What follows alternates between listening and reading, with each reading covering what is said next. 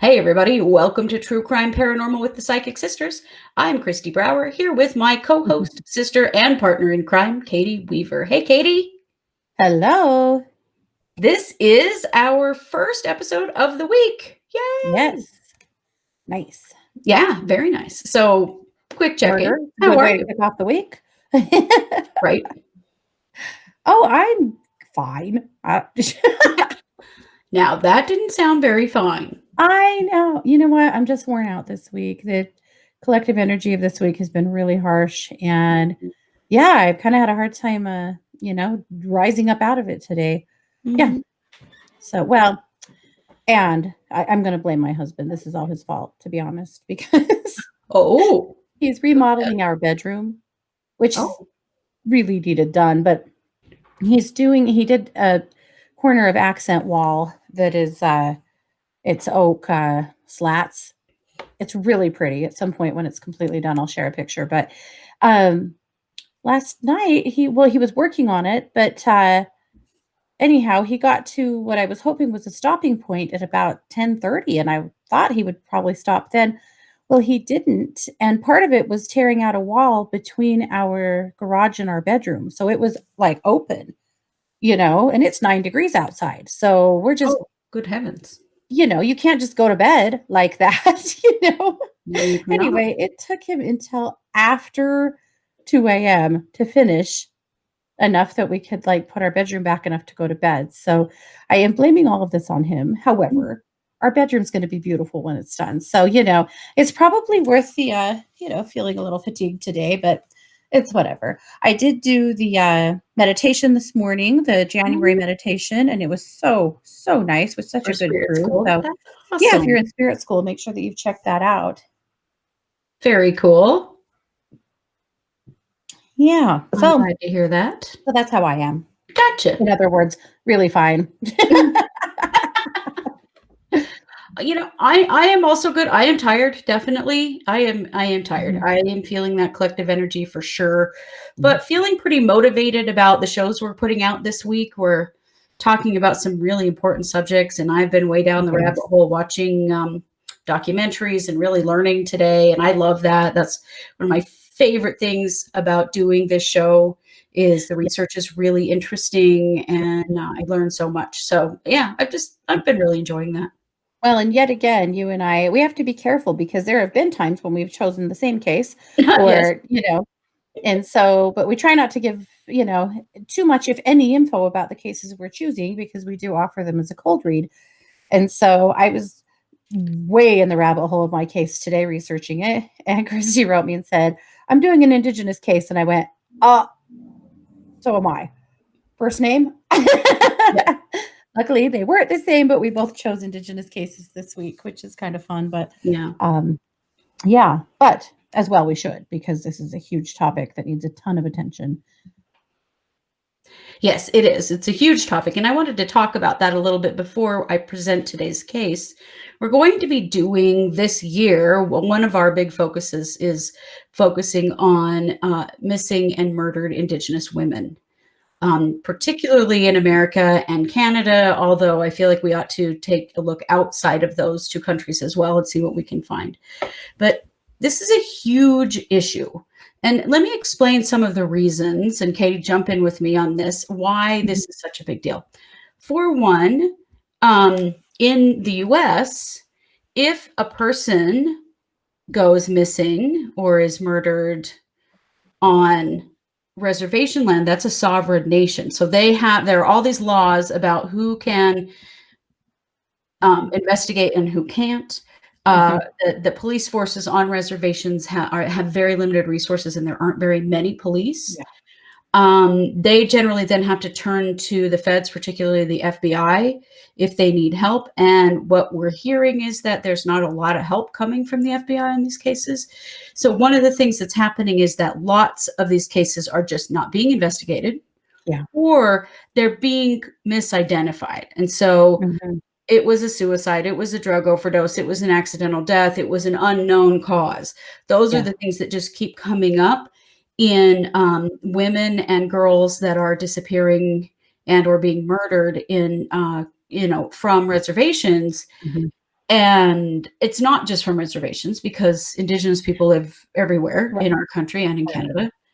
But these cases in particular are just being brushed under the rug. Mm-hmm. It's Yep. really terrifying.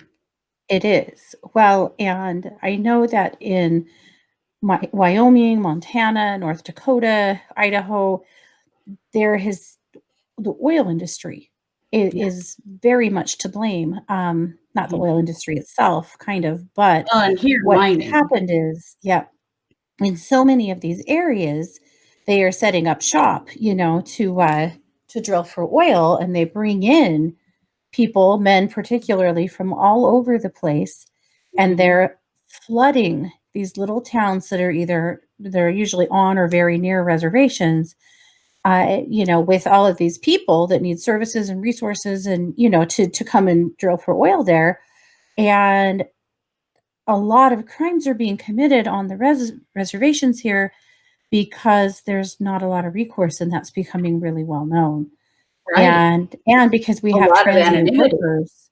with Right, those and transient transient workers. workers that are coming through, they might be working here for a month or 2, or more or less, and then they're gone, and it's just created an environment of extreme danger for Yes. Indigenous women and children.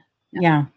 Well, and then you add in the poverty element to Uh-huh. this, which increases crime, Yeah. often because criminal behavior is what some people have to do to earn a living. And so I'm making absolutely no judgment about sex work, drugs, whatever it is, because a Yeah. lot of times on these reservations, folks have no way to support themselves, and Mhm. so they will turn to what we classify as criminal behavior, which makes them even more at risk.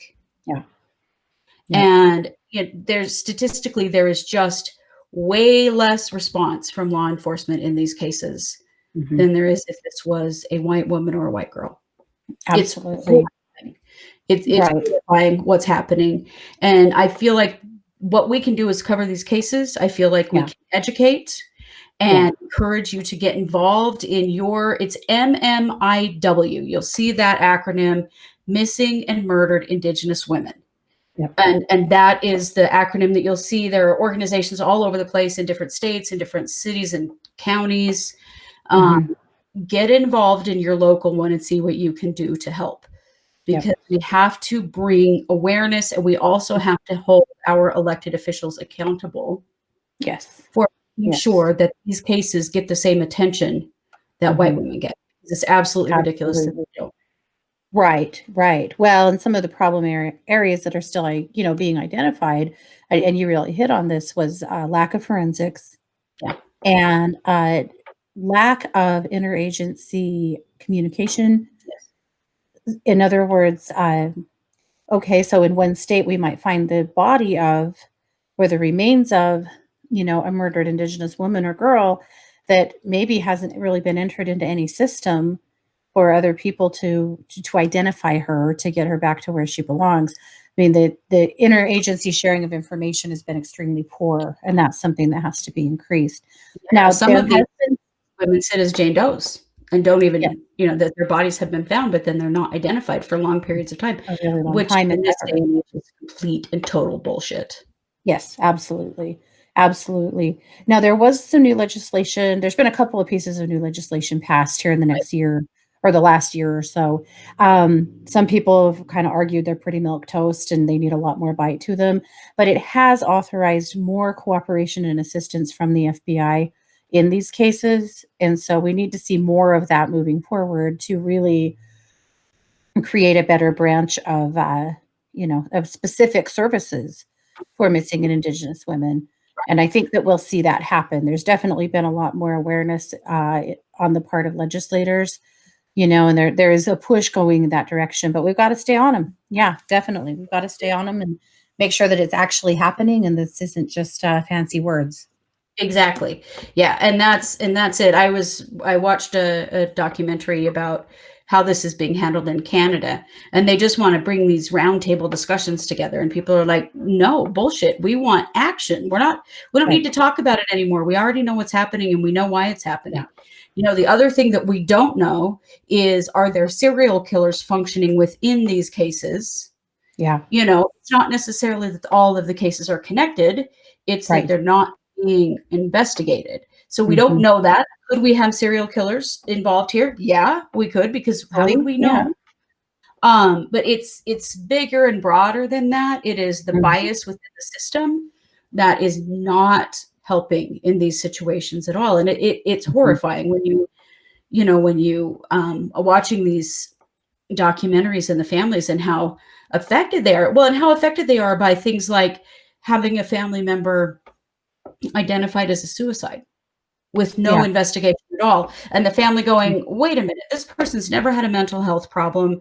There's never been any indication at all. Like, this is just, oh, that's easy, Yeah. call it a suicide, when there was no investigation, Mhm. or call it a drug overdose, or call the death undetermined. I mean, come on. Undetermined. It's 2021. Yep. Bullshit is the death undetermined. Okay. Mhm. That is a very rare occurrence these days. Yeah. That just means not enough work was done, not enough money was spent, really. Yep. The other thing that's happening is that these women are being misidentified as far as their race. Mhm. Native women, like the case that we're going to do Alyssa McLemore today. And Mhm. Alyssa is Black and Native American. She's Aleut, but she's Mhm. been identified on lots of sites as Pacific Islander. Wrong. Oh. That's not what she is. So I got that information from the Charlie Project, just so you know. I'm looking at, making sure we get very clear, correct information about these individuals. But let's go to this case. And certainly, guys, if Yeah. you watch the video, if you're on YouTube, please, or come to our website and send us a comment, truecrimeparanormalpodcast.com. Tell us about these cases. Give us some suggestions. Give us information that about how we can help. One of the Yeah. things we know we can do, like Katie says, we give these cases a signal boost. We put out our analysis. We put out our sharing of what happened and analysis of what's happened to this individual to bring Yeah. attention to this case, and we'll do this with lots of others. But please join in the conversation with us in whatever way that you would like, because this is very important and something that we can all work on together. Yeah. So we're going to talk about Alyssa McLemore. Okay. So Alyssa, sorry, let me get to my right page. I have so many pages open. Alyssa was living with her mother and grandmother. They lived in Kent, Washington. She went missing on April 9th, 2009. Now, at the time, Alyssa's mother was dying. She had scleroderma, which can cause a hardening of your lungs. It's really, really serious, and she was dying of that. And at 6:30 p.m. on that day, April 9th, Alyssa's grandmother called her. She was out somewhere. We're not sure where. And her grandmother called her and said, "You need to come home. Your mom's dying. You need to get here." And she lived there, but she was just out doing something, right? And so she told her grandma, "I'll be home. I'll be right home." Mhm. She never came home. Oh. Yeah, she never came home. Her mother died 3 days later. You can't tell me that Oh. she just. Yeah. So on that day, April 9th of 2009, there was a witness that saw Alyssa in the city of Kent, Washington. This was a place that was frequented by prostitutes, and she did have a history of prostitution. And again, we did talk about the issue of poverty and how Mhm. sex work is pretty integral in a lot of these cases, not all of them. Yeah. Certainly doesn't mean someone deserves to die by any means. She's simply just trying to stay alive and work. Mhm. Okay, so a witness saw a green 1990s model pickup with potentially Oregon license plates. That was a guess, apparently. They saw somebody in a vehicle like that approach her. After that, she was never seen or heard from again. Well, kind of, not true. So later, remember, this is 2009, cell phone technology, not quite as good, GPS, not good. Mhm. So later, after she went missing, on April 10th, so the next day at 9:15 p.m., her cell phone dialed 911. And the Wow. dispatcher heard a woman asking for help, but the phone did not have GPS, and so they couldn't identify the exact location. They could say that, yes, it was in Kent, Washington, but that was as specific as they could get. The line went dead shortly after she asked for help. So they didn't initially connect those two things together. It took them a little while to figure out that that call was actually Alyssa's phone. Sometime before her disappearance on that day, she was seen with a man. So this man was Caucasian. He was in his 50s. He drove the green pickup truck. Right. 50s or 60s. He was about 5'8" and 175 to 185 pounds. This is the last person that anyone ever saw her with. Mm-hmm. Now, Alyssa had a daughter who was 3 at the time that she went missing. So she was living with her mother and grandmother. Her daughter happened to be staying with her father at the time that her mom went missing. Her boyfriend at the time said she was an absolutely devoted parent who would not have left her mother, or not left her daughter. Also, Right, or she her would mother. not have left when her mother No. was dying. I mean, let's get real here. No. She didn't have a job at the time, but was living, with her family. And that's pretty much where the trail ends on this case. Her family still very much looking for her. On the 10th anniversary of her going missing, they filmed part of a documentary, a portion of a documentary about missing and murdered Indigenous women, and they did focus on Alyssa. And her family's still looking for her. But are the police looking for her? They sure aren't. No. No one's looking for her in the official record. Nobody. A missing brown prostitute? Right. They don't care. Yeah. No, they don't. The family did try to file a missing persons report, but it was too soon because it was less than 24 hours. Considering that her mother was dying and she knew that, you would think that would have been enough. Yeah. To go, yeah, something's not right, but it wasn't. That's really all there is out there about her case. Is just this little bit. There's very little actual information about what they did to find her, what the investigation has been beyond that they know that she made that phone call. Obviously the authorities believe that she went missing under suspicious circumstances and that foul play is involved in her disappearance.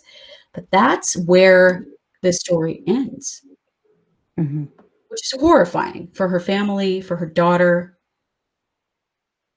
But that's how little, the police in Kent, Washington cared about her going missing. There's nothing further about the investigation into her going missing.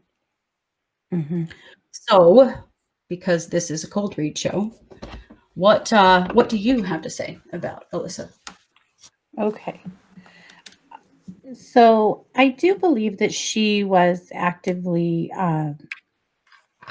participating in the prostitution trade there in Washington. I feel like she'd kind of come and gone from it, but that she needed money, and was kind of in a situation there, especially with her mom dying, like she really needed some money. I feel like this man and I do feel like he had Oregon plates. I can see that truck so clearly in my head. I feel like he essentially was, I hate using this word because it just sounds really gross and maybe outdated, but I feel like he was a pimp or a connector of some sort. And that he had promised her some money, or he claimed to be. Sorry, he claimed to be.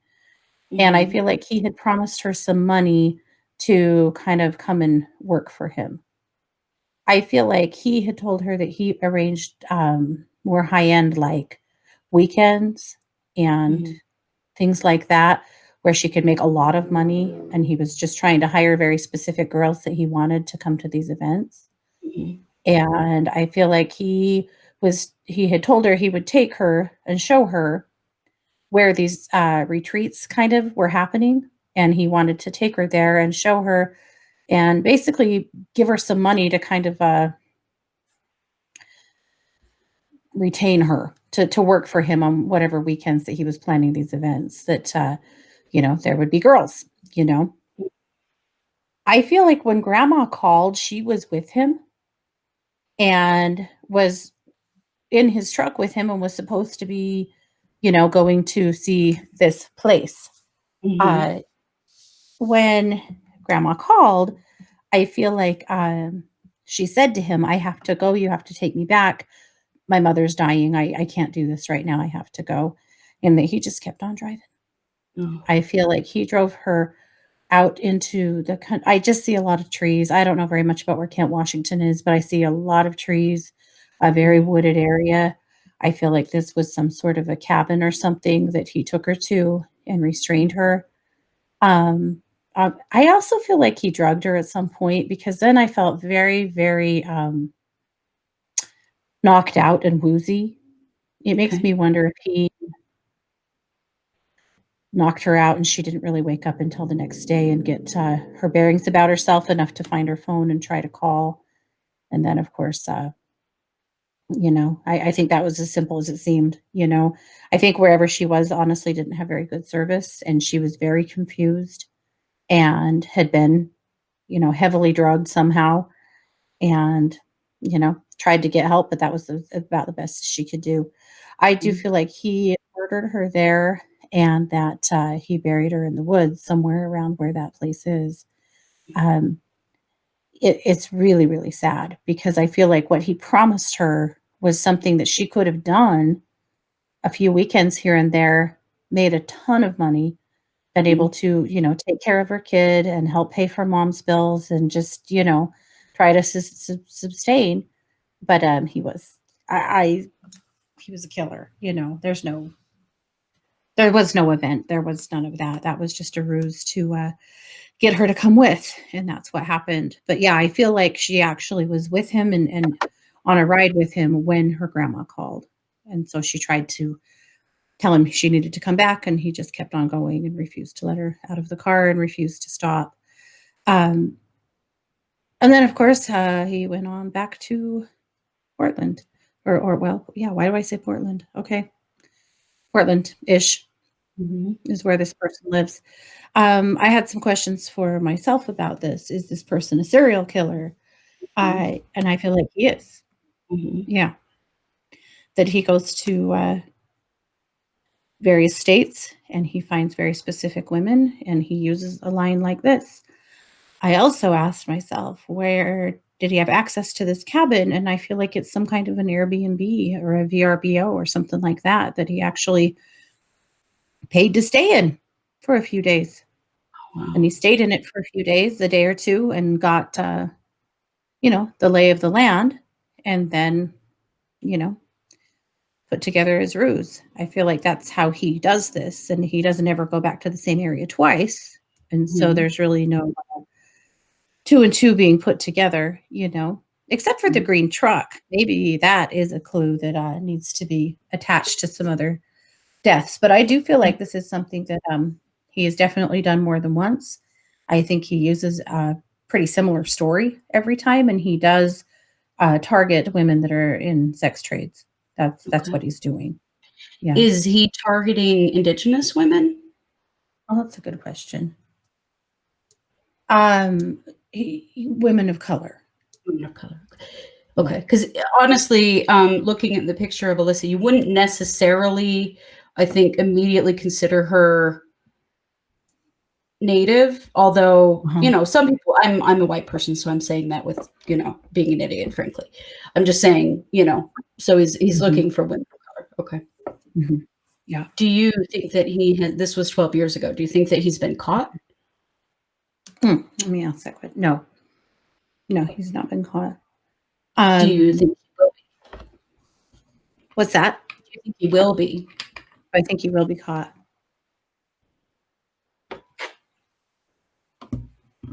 At this point, no, I don't, but I want to be wrong about that. I feel like maybe, pardon me, that he'll mess up at some point, and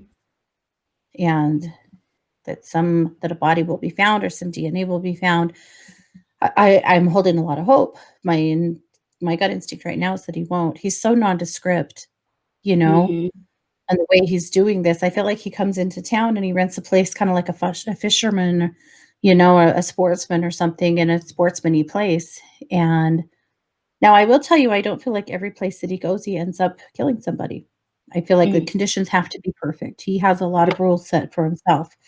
That the place he rents, it has to be, it has to be rural or hidden enough. There has to be a really easy way, a good way to dispose of a body that he can see that he feels like will be, you know, out of sight enough. And then he Mhm. has to find the right girl. So he's Right. not so I feel like he actually has taken quite a few of these trips where he actually hasn't hurt anybody because the conditions weren't perfect for his plan. Mm. But, when it is, yeah, Mm. Mm. yeah. Well, pretty obviously he's getting away with it because cases like Alyssa's are just not getting any attention. I mean, Mhm. I I just think that's why he is, focusing on prostitutes. I do. I feel like he feels like nobody's looking for them anyway, mm, which mm, is horrifying, but how many times have we covered cases of women that were working in the sex industry that this was the case? I think about that woman from Spokane, who's looks like her ex murdered her and buried her and right.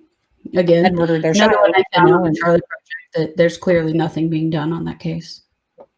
yeah, Yeah. totally. It's Well, so sad, and I look at this picture of her, and obviously what a beautiful girl she was and how much life she had and how much light. That yeah. that grin, that, Yeah, obviously she was full of stuff. I she adore her was, and already. what she was to her mom and Mm, her grandma and her little girl and her yeah, sister. Her sister is a huge advocate of, mhm, trying to find her. She carries flyers, about Alyssa around in her car everywhere she goes, even now. And good, sometimes she and friends will just go walk along the beach and just hand out flyers of her still 12 mhm, years later. They're still wow. doing everything that they can to look for her. Well, her poor sister, can you imagine I losing your cannot. mom and your sister within a day or 2 of each other under this kind of trauma? I mean, losing mom to scleroderma is horrifying. That's Yeah, a horrible way to die. it is. And then add to it this happened to her sister. I was just the whole thing is horrifying. And no, of course she didn't abandon her daughter and just take off. Of No, course she she didn't didn't do abandon that. her family at all. No. Yeah.